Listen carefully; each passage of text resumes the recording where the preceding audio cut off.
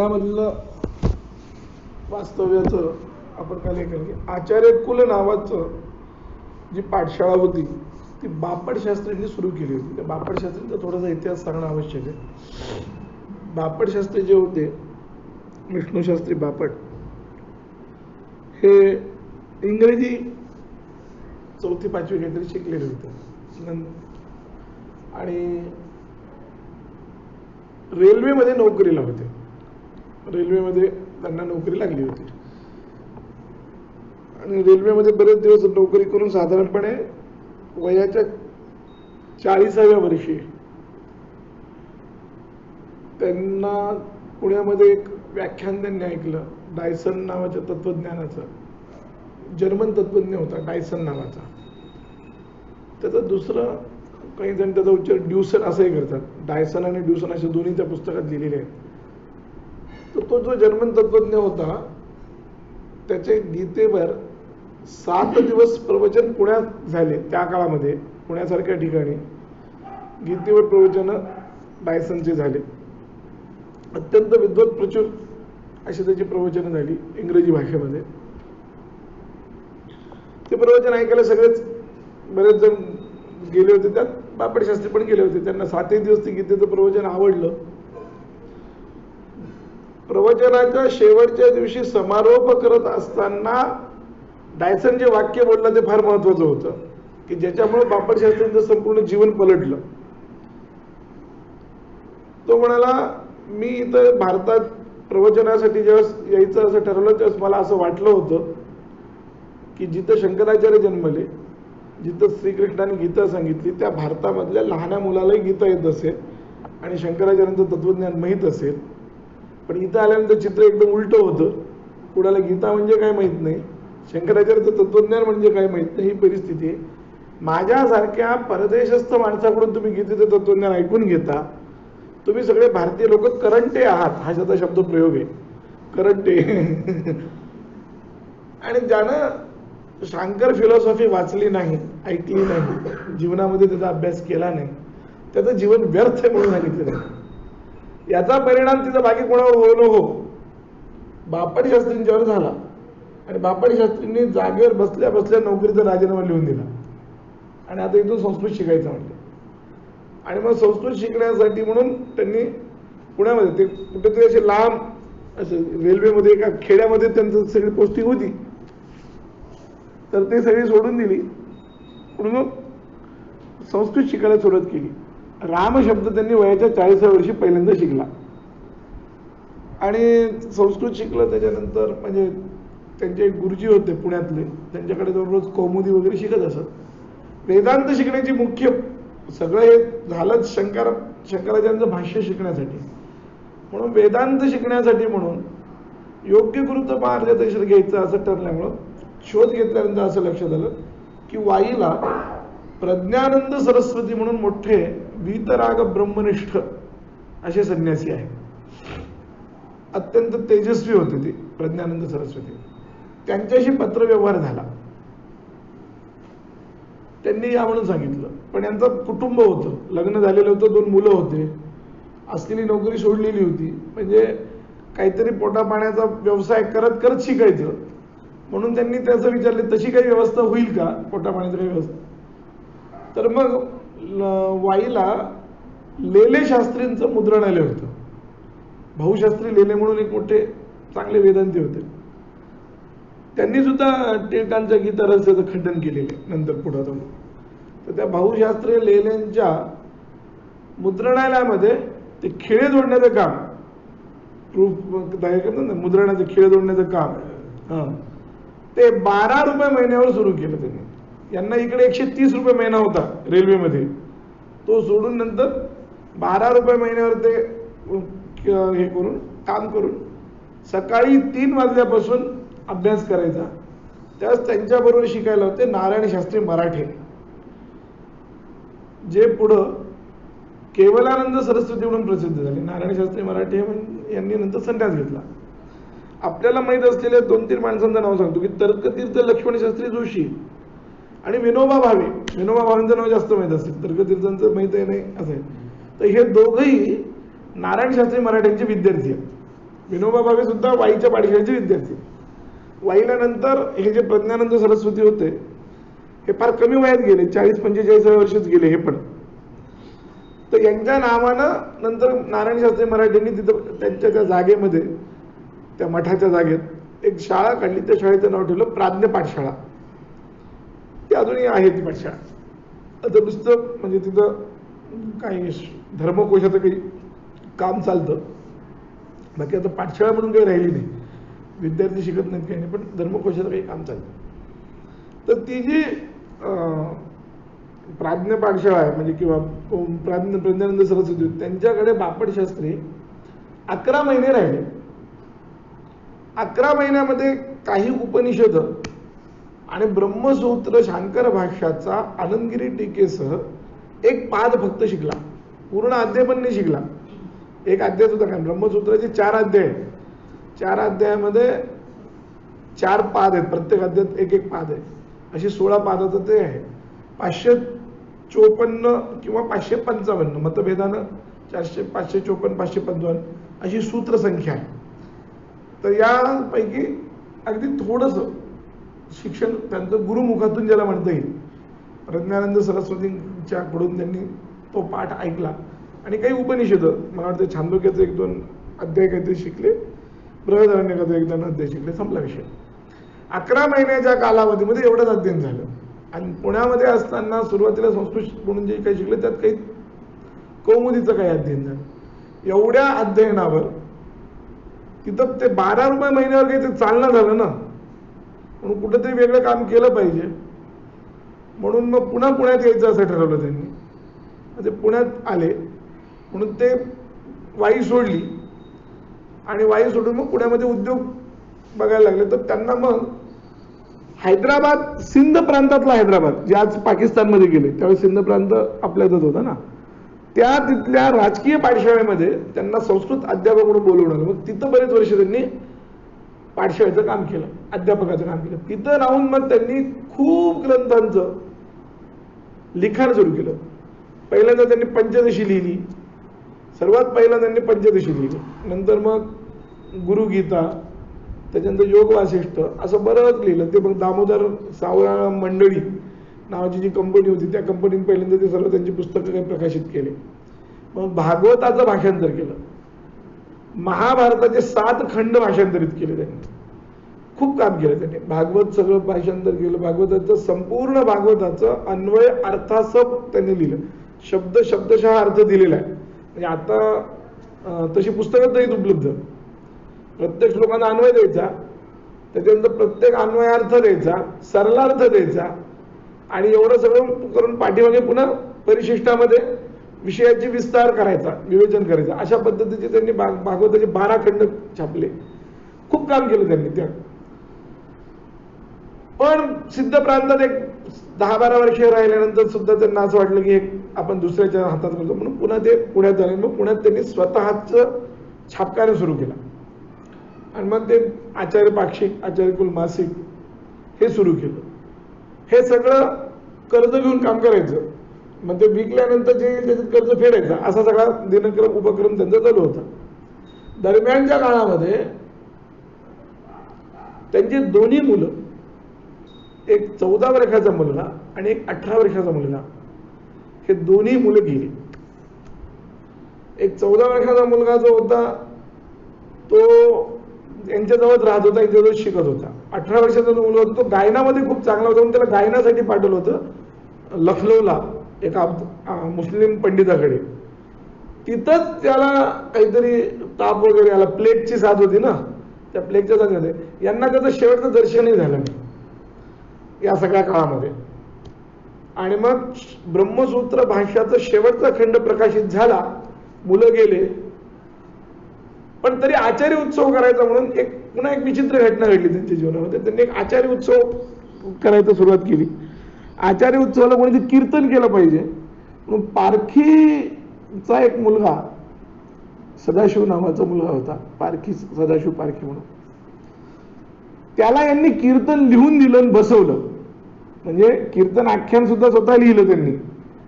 त्याच्यानंतर त्याच्याकडून ते तयार करून घेतलं, सगळं झालं. आणि आचार्य जयंतीच्या दिवशी वैशाख शुद्ध पंचमीला त्या सदाशिवनं कीर्तन केलं. 12चा जन्माचा टाइम कसा तरी होता. त्याला सकाळी फणफणून ताप आला. कीर्तन केल्यानंतर तोही गेला. त्या दिवसापासून मात्र बापट शास्त्रींनी कोणालाही कीर्तन कर म्हणून सांगितलं नाही, कोणाला गायन कर म्हणून सांगितलं नाही. गायनात आपला मुलगा गेला, कीर्तनामध्ये तो मुलगा गेला. तेव्हापासून त्यांच्या मनानं ते एक प्रकारचं वैराग्य निर्माण झालं. बरेच दिवस असेच उदासीन झाले. तर झालं काय की एक हस्तरेषा तज्ञ आला. अनेक ज्योतिष सांगत होतं. त्याने यांचा हात पाहिला. यांना सांगितलं की तुम्ही मोठी एक संस्था उभारा आणि तुमचं खूप मोठं नाव होईल. त्या हस्तरेषावाल्याने म्हणल्यापासून मग यांच्यातलं पुन्हा तो उदासीनपणा निघून गेला आणि पुन्हा त्यांनी मग आता अध्ययन अध्यापन करायचं. लिखाण खूप केलं त्यांनी, म्हणजे शिकवण्याच्या आधीच लिखाण केलं होतं. मी मग काल सांगितलं नाही का 10,000 पृष्ठाचं जवळपास लिखाण होतं. दरम्यानच्या काळात त्यांची ससे ओलपट खूप झाली, कारण पैसे नव्हते म्हणून काही जणांना त्यांनी काही श्रीमंत लोकांचा आश्रय घ्यायचा प्रयत्न केला. म्हणजे प्रत्येक जणांनी आपापल्या पद्धतीनं त्याचा वेगळ्या पद्धतीने वसूल करण्याचा प्रयत्न केला. त्याचा त्यांना खूप त्रास झाला. सर विठ्ठलदास ठाकरसी जे होते पुण्यातले त्या काळचे अत्यंत दानशूर व्यक्तिमत्व होतं. त्यांनी त्यांना पुण्यातली जागा दिली आणि तुम्ही पाठशाळा सुरू करा म्हणून सांगितलं. त्यांच्या पाठशाळेला त्यांचा एक आश्रय मिळाला आणि आचार्यकुलाची सुरुवात झाली. आणि मग आचार्यकुल वाढलं. तो हस्तरेषा तज्ञ जो कोणी असेल त्याच्यामुळं पुन्हा आचार्यकुल सुरुवात झाली. मग आचार्यकुलामध्ये इकडले तिकडले विद्यार्थी यायला लागले. तर त्या विद्यार्थ्यांना शिकवणे आणि विद्यार्थ्यांचं शिकवणं झालं की नंतर आलेलं प्रूफ रिडिंग तपासणे बघणे याच्यामध्ये. आणि याच दरम्यान पुन्हा गीता रहस्य लिहिलं गेलं. हे सगळं मी सांगायला होते टिळकांचं. 1932ला बापट शास्त्री गेलेत. 1920ला टिळक गेलेत. टिळक गोखलेवाड्यामध्ये 1918ला मंडालेच्या तुरुंगातून सुटले आणि मंडालेच्या तुरुंगातून आल्यानंतर गोखलेवाड्यामध्ये टिळकांच्याच अध्यक्षतेखाली गीता रहस्यावरची व्याख्यानं झाली 5 गायकवाड वाड्यामध्ये.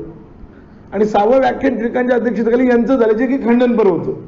मग त्याच्यानंतर त्यांनी टिळकांचं गीता रहस्य खंडन करायचं म्हणून खंडन लिहायला सुरुवात केली. त्यासाठी 2000 पृष्ठाचा ग्रंथ लिहिला, गीता रहस्य परीक्षा. शांकर भाष्याचा अनुवाद आणि गीता रहस्य परीक्षा.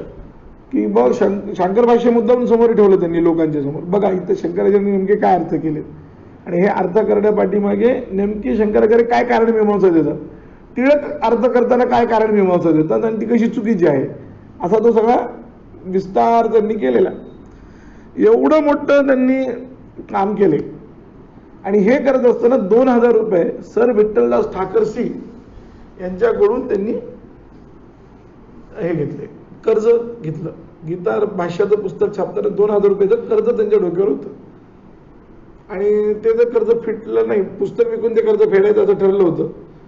जर ते कर्ज फिटलं नाही तर त्यांची असलेली एक प्रॉपर्टी, ती प्रॉपर्टी विकून यांचं कर्ज फेडा असं झालं. आणि खरोखरच तसंच झालं की ते जाईपर्यंत काही ते कर्ज फिटलं नाही. दरम्यानच्या काळात विद्यार्थी वाढले, विद्यार्थ्यांचं शिक्षण वगैरे सगळं झालं, चांगलं चालू होतं. मी काल सांगितल्याप्रमाणे आचार्य कुलामध्ये इतर सगळे शिक्षक येऊन मिळाले. अभ्यंकर शास्त्रींसारखे लोक यांच्याकडे येऊन शिकवत होते. मुरगुडकर शास्त्री आले, नारायण शास्त्री वाडीकर आले, या सगळ्यांचं सहकार्य होतं, सगळं होतं. विद्यार्थी पण चांगले मिळाले त्यांना. त्या काळामध्ये बहुतेक मागच्या 2 पिढीतले जे चांगले प्रसिद्ध हे आहेत, जे कोणी शास्त्री लोक आहेत, ते प्रायः बापट शास्त्रींचे विद्यार्थी. एखादा दुसरा अपवाद असू शकतो, पण महाराष्ट्रात तरी अशी परिस्थिती की बापट शास्त्रींचे ते सगळे विद्यार्थी. दवाजोग जे आहेत ते तर त्यांचे बापट शास्त्रींचे भाचे होते. दवाजोग आहेत, त्याच्यानंतर कस्तुरी शास्त्री आहेत, आचार्य शास्त्री, बाळशास्त्री अर्थात आहेत, दंडगे शास्त्री म्हणून होते, आत्तापर्यंत होते ते. हे सगळे त्यांच्याकडे. अर्जुन वाडकर सर ते सुद्धा गुरुकुलातले, आचार्य कुलातले शेवटचे विद्यार्थी. पण या सगळ्या दरम्यान काय झालं की वय पण झालं होतं ना या सगळ्यामध्ये. 40व्या वर्षी शिकायला सुरुवात करून त्याच्यानंतर लिखाण वगैरे करून शिकवणं, यात नाही म्हटलं तरी नंतर बरेच हाल झाले. काही दुखणं, व्याधी मागे लागली. आणि म्हणून हे आचार्यकुल चांगल्या व्यक्तींच्या हाती देऊन आपण निवृत्त व्हावं असा विचार होता. पुढं सोडायचं की नाही याबद्दल त्यांनी शेवटी एका ठिकाणी श्लोकात असं सांगितलं. म्हणजे खूप वेळा असा विषय झाला की पुण्यात राहायचं की नाही राहायचं, इथून सुरुवात झाली. पण शेवटी त्यांनी असं सांगितलं की इदमेकम सुनिष्पन्न न त्याज्यम पुण्यपत्तनम असा श्लोकात त्यांनी म्हटलं की आलोच्य बहुस्थानानी विचारेच पुनः पुन्हा इदमेकम सुनिष्पन्न न त्याज्यम पुण्यपत्तनम. खूप विचार करून खूप स्थानांचं चिंतन करून हेच निष्पन्न झालं की पुढं सोडायचं नाही, पण आता निवृत्त व्हायचं या सगळ्यातून, असा त्यांचा एक विचार होता. आणि निवृत्त होण्यासाठी योग्य व्यक्तीच्यावर ते सोपवावं असा एक विषय होता. त्यासाठी 2-3 योग्य व्यक्तींची नावं समोर होती. त्या 2-3 योग्य व्यक्तींना देत असताना तिथे एक वेगळ्या प्रकारचा देशस्थ आणि कोकणस्थ वाद समोर आला. बापट शास्त्री कोकणस्थ होते, पण बापट शास्त्रींना स्वतःला आपण कोकणस्थ असल्याचा काही अभिमान नव्हता. हा फार महत्वाचा मुद्दा आहे. कारण का कस्तुरी गुरुजींनी ज्यावेळेस वेदशास्त्र सभेमध्ये परीक्षा सुरू झाल्या, वेदांत प्रथमा ही जी वेदशास्त्राची सभेची परीक्षा आहे ती गुरुजी सर्वात पहिले आले त्यावेळेस जे असलेले. तर त्यावेळेस पहिला आलेल्या विद्यार्थ्यांना बक्षीस आणि शिष्यवृत्ती देत असत, म्हणून यांनी शिष्यवृत्तीचा अर्ज केला. तर केवळ हा कोकणस्थ विद्यार्थी नाही म्हणून शिष्यवृत्ती दिली गेली नाही. हा विद्यार्थी कोकणस्थ नाही म्हणून आम्ही शिष्यवृत्ती देणार नाही असं वेदशास्त्राच्या सभेकडून कळवण्यात आलं. हे ज्यावेळेस बापट शास्त्रींनी ते पत्र हातात घेतलं त्या दिवशी बापट शास्त्रींनी ठरवलं की या परीक्षा द्यायच्या नाहीत आपल्या विद्यार्थ्यांनी. त्याच्यानंतर कधीच बापट शास्त्रीच्या विद्यार्थ्यांनी वेदशास्त्राच्या सभेची परीक्षा दिली नाही. म्हणजे बापट शास्त्री स्वतः कोकणस्थ होते, पण तो जो झालेला अन्याय एका विद्यार्थ्यावरचा तो त्यांना मान्य नव्हता. आणि म्हणून मग त्याच्यानंतर त्यांच्या तिथं कलकत्त्याच्या परीक्षा सुरू झाल्या, तीर्थ परीक्षा. त्या काळामध्ये काय होतं की कलकत्त्याची तीर्थ परीक्षा जर दिली तर डायरेक्ट इंग्लिश एम ए करता येत होतं इकडं. आणि त्या विद्यार्थ्याला इकडला जर तो काव्यतीर्थ किंवा तर्कतीर्थ काही जर असेल तर डायरेक्ट इंग्लिश एम ए मध्ये त्याला बसवता येतो. म्हणजे अलीकडे काही मॅट्रिक वगैरे काही विचारत नसत. तर ते तीर्थ परीक्षेचं केंद्र बापट शास्त्रींनी नंतर आपल्या विद्यार्थ्यांसाठी घेतलं होतं. पण त्यात मी आता सांगितल्याप्रमाणे 2-3 नावं समोर आली होती. त्यात हा सगळा वादविवाद झाला. दरम्यानच्या काळात ही जी मोठी मुलं होती या सगळ्या मुलांचं अध्ययनही झालं होतं चांगलं, आणि पुढल्या अध्ययनासाठी ही मुलं इकडे तिकडे पाहत होती, पण यांना जमलं नाही म्हणून ती मुलं निघून गेली, पुढे ती इंदोरला वगैरे गेली, असं सगळं झालं. आणि बापट शास्त्रींना मुलं निघून गेले, विशेषतः ज्यांच्यावर त्यांचा जीव होता असे एक दोघं म्हणजे गुरुजी, आचार्य गुरुजी हे दोघं मुलं निघून गेले. कारण तिथं काही शिक्षण होत नव्हतं, काही होत नव्हतं. पुढलं शिक्षणासाठी पुण्यात कोणी सांगणारं नव्हतं, म्हणून यांना इंदोरला जावं लागलं. आणि ते मुलं गेल्याचा बापट शास्त्रींच्या मनावर फार मोठा परिणाम झाला. आणि 3ऱ्या का 4थ्या दिवशी स्नान करताना बापट शास्त्रींना पॅरालिसिसचा अटॅक आला. 48 तास ते त्या अवस्थेमध्ये होते. आणि मग 48 तासानंतर 1932ला बापट शास्त्री गेले. असं एकंदरीत बापट शास्त्रींचं संपूर्ण चरित्र आहे की त्या पॅरालिसिस अटॅक झाला आणि ते 48 तास त्याच अवस्थेत होते. नंतर शुद्ध आली नाही त्यांची आणि मग बापट शास्त्री गेले. तर बापट शास्त्री ज्यावेळेस गेले त्यावेळेस बापट शास्त्रींच्या नावानं आचार्य कुल मासिकामध्ये वेदांत परिभाषार्थ हा ग्रंथ छापला जात होता, जो बापट शास्त्रींच्या नावानं जरी छापत होता ते लिखाण गुरुजी करत होते. याचा खुलासा म्हणजे हे फक्त मी ऐकून बोलतोय असं नाही, माझ्याजवळ लेखी पुरावा पण याचा. प्रस्थानत्रयाचा उपसंहार नावाचा ग्रंथ दवाजोगांनी लिहिलाय. त्याच्यात त्यांनी या सगळ्या गोष्टीचा उल्लेख केला. आणि त्याच्यात त्यांनी हे पण लिहिलंय की वेदांत परिभाषार्थ हा ग्रंथ जरी बापट शास्त्रींच्या नावानं असला तरी आचार्य कुलाचा विद्यार्थी यज्ञेश्वर माधव कस्तुरी यांनी तो लिहिलेला आहे असं त्यांनी त्याच्यात लेखी आहे.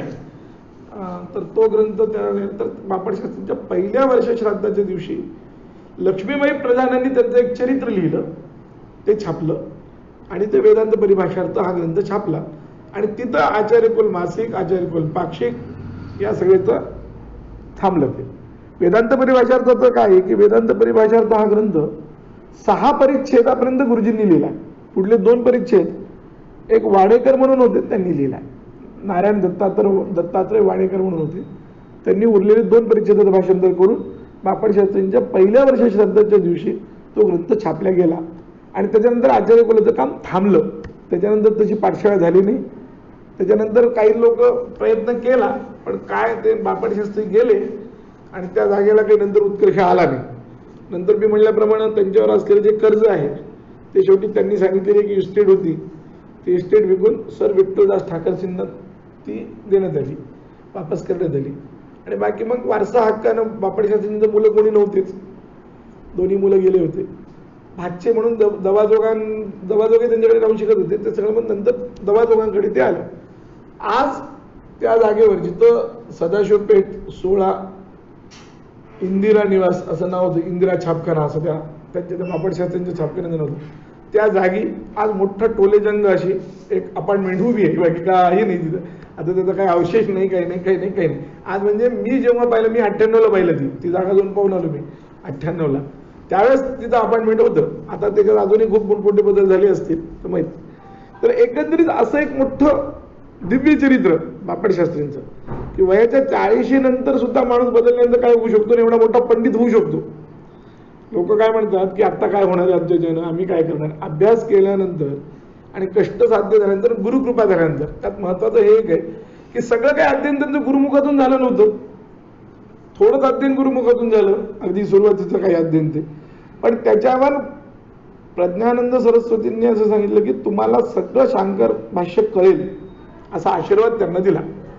त्या आशीर्वादाचा परिणाम म्हणून बापट शास्त्रींनी संपूर्ण शांकर भाष्य स्वतः शिकलं ते शिकलंच, पण नुसतं लावलं असं नाही, त्यांनी भाषांतर केलं. संपूर्ण मराठी वाङ्मयामध्ये बापट शास्त्रींनी जेवढं काम केलंय तेवढं कोणीही काम केलेलं नाही. 10 उपनिषद त्यांचं शांकर भाष्य, त्याच्यानंतर ब्रह्मसूत्राचं शांकर भाष्य, गीतेचं शांकर भाष्य, आज सांगितल्याप्रमाणे या सगळ्याचा मराठी हा अनुवाद करायचा. याच्याशिवाय पंचदशी तत्वानुसंधान सार नावाचा ग्रंथ बापट शास्त्रींनी लिहिला, जो की तत्वानुसंधान मूळ हिंदी आहे. विचारसागरासारखा तो ग्रंथ आहे. विचारसागर जसा हिंदी मूळ की नाही, पण त्याचं मराठीत नंतर भाषांतर साखरे महाराजांनी जसं केलं तसं तत्वानुसंधान सार मुळात हिंदी असलेला ग्रंथ, त्याचं नंतर भाषांतर बापट शास्त्रींनी केलं. ते त्याच्यानंतर जैमिनी न्यायमाला विस्तार, वैयासिक न्यायमाला विस्तार या ग्रंथांचं भाषांतर, त्याच्यानंतर तर्कसंग्रहाचं भाषांतर, वेदांत परिभाषार्थ म्हणजे वेदांत परिभाषेचं भाषांतर, पंचदशीचा मी मगाशी उल्लेख केला ते पंचदशीचं भाषांतर, वेदांत साराचं भाषांतर, याच्याशिवाय सांख्यतत्व कौमुदीचं भाषांतर आणि महाभारताचे 7 खंड, संपूर्ण भागवत, योग वासिष्ठ संपूर्ण आणि रामायण, एवढं काम बापट शास्त्रींनी केले. विष्णुपुराण, आत्मपुराण हे पण लिहिले त्यांनी. एवढ्या पुराणांचं आणि एवढ्या ग्रंथांचं भाषांतर एकट्या बापट शास्त्रींच्या नावाने. आणि त्यातल्या त्या शंकराचार्यांच्या समग्र वाङ्मयावर मराठीत एक टाकी लिखाण म्हणजे बापट शास्त्रींचं. बाकी सगळ्यांनी काही काही लिहिले, पण प्रत्येकाने थोडं थोडं लिहिले. कुणी ब्रह्मसूत्र केले, कुणी नुसते उपनिषद केले. ते चिम्मी भानू म्हणून होते, त्या भानूंनी उपनिषदावर सगळं लिहिले. वासुदेव शास्त्री अभ्यंकर, लेले शास्त्रींचा मी आता उल्लेख केला, त्यांनी ब्रह्मसूत्र वगैरे घेतले. लेले शास्त्रींनी थोडंफार गीतेचं पण काम केलं, गीतेवरही बऱ्याच जणांनी काम केलंय. पण समग्र शांकर भाष्याचं, संपूर्ण शांकर भाष्याचं भाषांतर मराठीमध्ये एकट्या माणसानं जर कोणी केलं असेल तर ते बापट शास्त्री.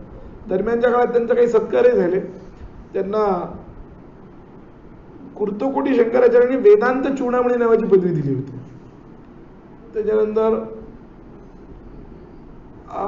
संकेश्वर पीठाच्या आचार्यांनी काहीतरी शास्त्र सुधाकर नावाची पदवी दिली होती. आणि पित्रे स्वामींनी आचार्य भक्त ही पदवी दिली. तर त्यातले एक शास्त्र सुधाकर आणि वेदांत चूडामणी ही कधीच त्यांनी लावली नाही, पण ते आपल्या पाठीमागे अत्यंत अभिमानानं आचार्य भक्त ही पदवी मात्र ते लावून घेत असत. त्यांचा या कार्याचा म्हणजे विशेषतः गीतारस खंडनाचा कार्याचा उल्लेख टिळकांचं ज्यांनी चरित्र लिहिलं ते म्हणजे साहित्य सम्राट नचिकेळकर, त्यांनी एक पूर्ण प्रकरणात घेतला. म्हणजे एक प्रकरण पूर्ण बापट शास्त्रीवर आहे त्या चरित्रामध्ये. इतका उल्लेख त्यांनी, म्हणजे बापट शास्त्रींनी एवढं महत्व दिलं. ते म्हणजे टिळकांचे जेवढे काही विरोधक होते त्या सर्व विरोधकात अग्रगणी जर कोणाचं नाव घ्यायचं असेल, विरोधक म्हणजे राजकीय विरोधक नाही, टिळकांच्या राजकीय ह्याच्यामध्ये बापट शास्त्रींना प्रचंड आदर होता. टिळकांची ती वस्तुतः भक्त होते, पण शांकर भाषेवर टिळकांनी जे अनर्गल परालाप केले, काही आरोप मांडले, त्यामुळं बापट शास्त्रींनी ती भूमिका घेतली होती. आणि ही प्रांजळ भूमिका केळकरांनी पण त्याच्यात लिहिली. म्हणजे केळकरांनी स्पष्ट सांगितलं, टिळकांना काही व्यक्तिगत त्यांचं काही भांडण नव्हतं किंवा असा काही विषय नव्हता, मत्सर नव्हता, द्वेष नव्हता, असं काही नव्हतं. पण तत्वाचं भांडण, त्यातलं अग्रणी जर कोणाचं नाव घेतलं तर आचार्य भक्त विष्णुशास्त्री बापट, असं एक मोठं दिव्य चरित्र की ज्यांनी एवढं ग्रंथ लिहिले, एवढं अध्ययन केलं. लक्ष्मीबाई प्रधान यांनी सांगितलं की बापट शास्त्रींना प्राय कोणी जर घरी आलं तरी बापट शास्त्री फारसं कोणाला बोलत नसत, कारण कायम ते असं खाली डोकं घालून लिहित बसलेले तरी असायचे, नाही तर आलेले प्रूफ तपासत तरी बसलेले असायचे. हेच त्यांचं काम होतं. कोणी आलं तर काय चाललंय, ठीक आहे असं म्हणायचे, पुन्हा आपलं काम करायचे. ते असं होतं. म्हणजे फारसं बापट शास्त्री कधी बाहेर गेले नाही, कधी आले नाही. भाजी आणायला सुद्धा कधी बापट शास्त्री गेले नाहीत. मी काल सांगितल्याप्रमाणे एक भाऊबीज जर सोडली तर बापट शास्त्री आचार्य कुलाच्या त्या वाड्याच्या बाहेर पाऊल टाकत नसत. इतकं ते कामामध्ये घडून गेले असायचे. सकाळी 3ला त्यांचा दिवस सुरू व्हायचा. रुद्र एकादशनी त्यांची रोजची नित्याची उपासना होती. रुद्र एकादशनी रोज करायचे. बापट शास्त्री कृष्ण यजुर्वेदी होते, हिरण्यकेशी तैतरीय, त्यावेळी रुद्राची उपासना ही त्यांनी कायम केली. त्यांना संधिवाताचा काही त्रास होता, त्या रुद्रा एकादशनी जशी सुरू केली तशी त्यांचा संधिवाताचा त्रासही कमी झाला, असं सगळं त्यांच्या चरित्रामध्ये लिहिलंय. आणि त्याच्यानंतर काही लोकांना शिकवत असत. त्यात लक्ष्मीबाई प्रधान, स्त्रियांना त्या काळात फार कोणी शिकवत नसे, पण बापट शास्त्रींनी त्या काळात सर्वात पहिल्यांदा सुरुवात केली होती स्त्रियांना शिकवायला एक प्रकारे. तर लक्ष्मीबाई प्रधान ज्या आहेत त्या बापट शास्त्रींकडे शिकल्या आणि मग नंतर बरेच दिवस बापट शास्त्रींच्या ग्रंथांचं प्रूफ तपासणं वगैरे वगैरे त्या काम करत असत. म्हणून त्यांनीच त्यांचं चरित्र, एक छोटंसं चरित्र लिहिले, ते वेदांत परिभाषार्थ पुस्तकाच्या पाठीमागे छापलेलं पण आहे. त्याच्यामध्ये ते बापट शास्त्रींचं पूर्ण चरित्र आहे. असं एक साधारण बापट शास्त्रींचं चरित्राचा आढावा. थांबू. ओम स्वस्ती.